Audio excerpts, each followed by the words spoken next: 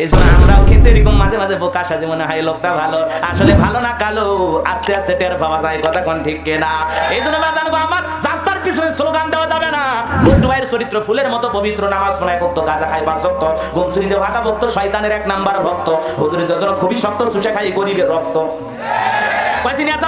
আব্দুল কাদের দুলাভাই আছে যেখানে আমরা আছি সেখানে দুলাভাই গেছে কবরে, তোমরা কেন পড়ে? কথা কন না কেন? ওই নির্বাচনের সময় সার বিড়ি খায়া মাথা ঠিক থাকে না। কথা কন, এই সার বিড়ির জন্য ইমান বিক্রি করে দেয়। কথা কন না কেন? সার বিড়ি খায়া যার তার পিছনে স্লোগান দেন। কথা আছে, এরকম আছে আপনাদের এলাকা? এলাকার লোক বসে চা বিড়ি খায় না আমি জানি। আপনারা মনে হয় কি খান? বিস্কুট, চা খান না? খান না? বলেন তো, আপনারাই বলেন, এই যে নির্বাচনের আগে যে আমরা নেতাদের থেকে এইগুলো খাই, জায়েজ না হারাম? হারাম, হারাম। এই জন্য একটা নেতা নির্বাচন করতে গেলে লক্ষ লক্ষ টাকা খরচ হয়। এই জন্য ভালো হতে হবে। আগে কাদের ভালো লাগবে? হ্যাঁ, আমাদের নিজে আগে ভালো লাগবে, নিজে ভালো লাগবে। আপনি যতদিন পর্যন্ত সংশোধন না হবেন ততদিন পর্যন্ত আমাদের এরকম বিভ্রান্তির বেড়াজালি থাকতে হবে। কথা বলেন ঠিক কিনা?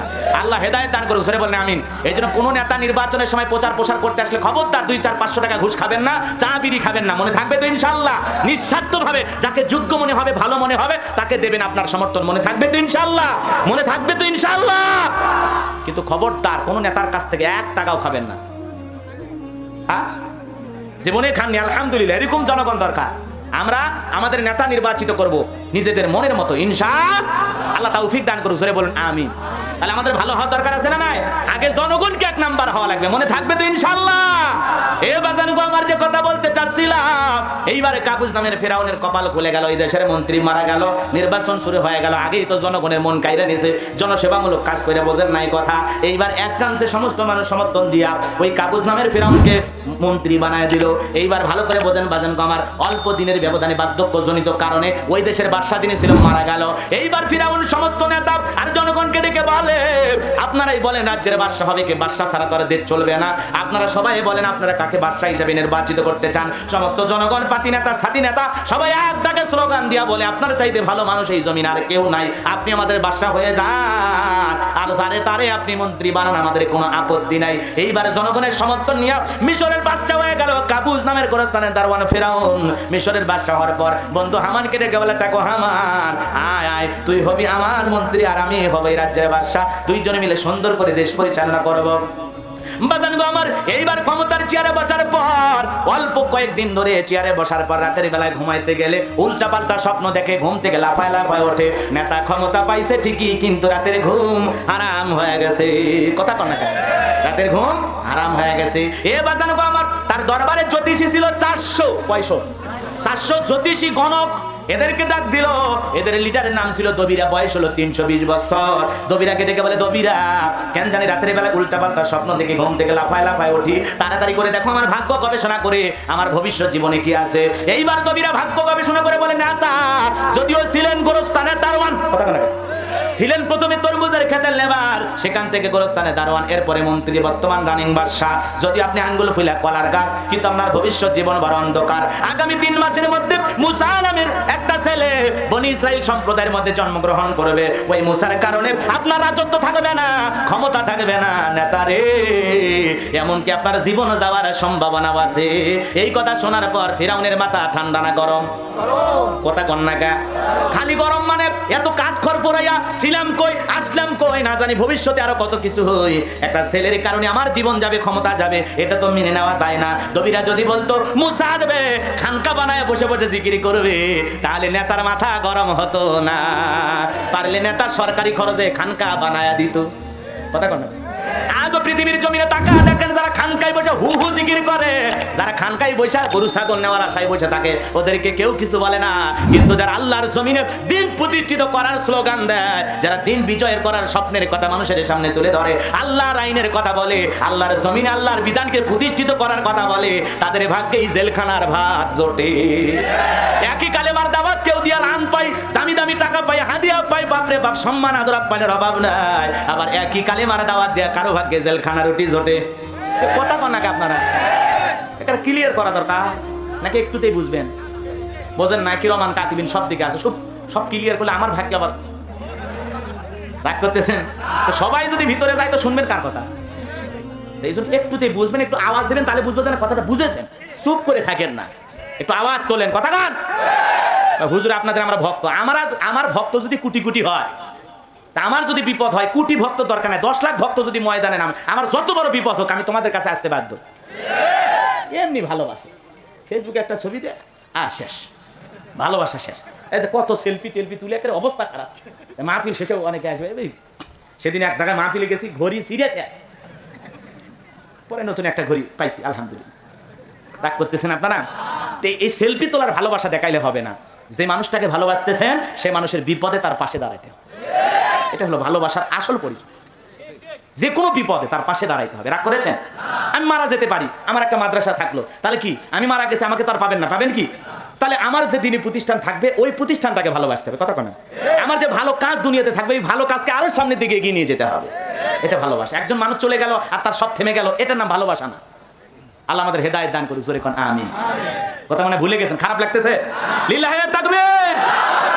জানবো আমার হৃদয়ের কান পেতে কথাগুলো শুনে যান। এই জন্য খানকায় যারা বসে থাকে ওদের কোনো বিপদ, কথা কন না গে।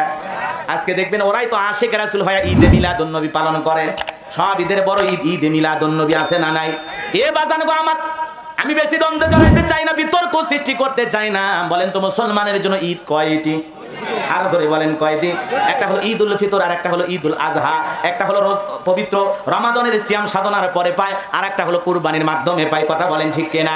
মুসলমানের জন্য ঈদের আনন্দ কয়দিন? 2টা ঈদ। মুসলমানের জন্য কয়টা ঈদ?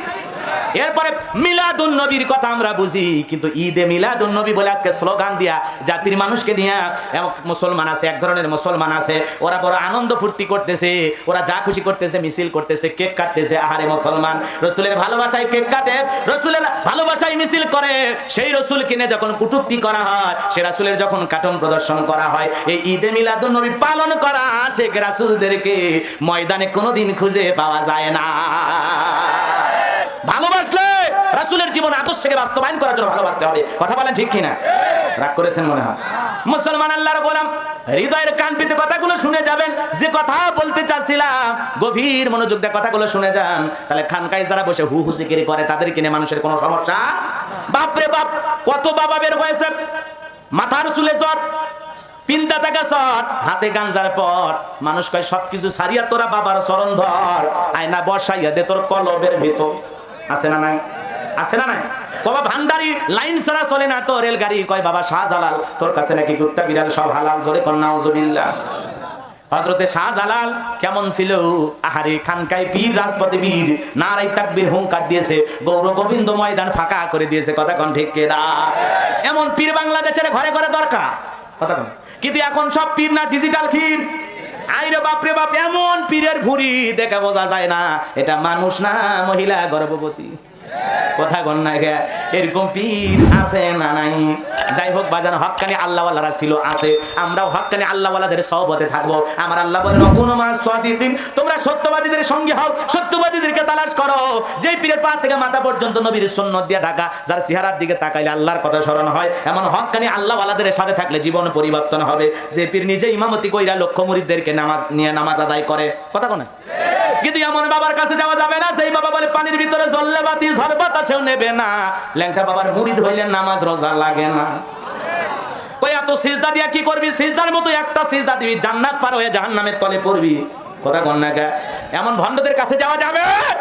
এমন ভণ্ড পীর আছে পেশাব করে পানিও নেয় না। কথা কন না গে? এগুলো আবার পীর। হ্যাঁ, মেয়েদের সম্পর্কে একটু আলোচনা করতে হবে, সামনের দিকে যাই। কষ্ট হচ্ছে আপনাদের? মন খারাপ করেছেন? কি পীর পেশাব করে কি নেয় না? পানি নেয় না। মুরিদে জিজ্ঞাসা করছে, বাজান পেশাব করে পানি নিলেন না? কয় চুপ কর, চুপ কর। নবীর নাতি হোসাইন ফুরাত নদীর পানি না পেয়ে শাহাদত বরণ করেছে, শহীদ হয়েছে। যেই পানি নবীর নাতি পায় নাই, সেই পানি আমি এই জায়গায় ঠেকাবো? কত বড় ভণ্ড, চিন্তা করছেন? ও যে শীতের দিনে পেশাব করে পানি নেবে না সেইটা আর কয় না। যার পীর সাহেব পেশাব করে পানি নেয় না, আর মুরিদ আর বড়টা কইরেও পানি নেয় না। কথা কোন ঠিক কিনা? এই জন্য কোনো ভণ্ড পীরের দরবারে যাওয়া যাবে না। ভণ্ড পীর যেখানে, হক্কানি আল্লাহওয়ালা যেখানে আমরা আছি। আল্লাহওয়ালা খুব ভালো জিনিস।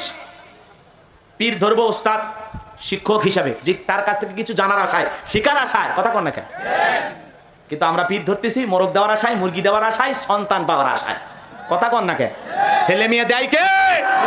আল্লাহর কাছে চাইতে হবে। কোনো পীর দেবে না, কোনো মাজার দেবে না। সন্তান দেওয়ার একমাত্র মালিক আমার আল্লাহ। এজন্য কিছু চাইতে হলে কার কাছে? ফাইদা ফারাগাতা ফানসাব ওয়া ইলা রাব্বিকা ফারাগাব। বান্দা যখন নিঃস্ব অসহায় দুর্বল হইবা, আমি আল্লাহর দিকে তোমার শূন্য হাত পেতে ধরবা, আমি আল্লাহ শূন্য হাত পূর্ণ বানায় ফেরাই দেব। বলেন আল্লাহু আকবার। এই জন্য ইমানদাররা চাইতে হলে কার কাছে যাইবে?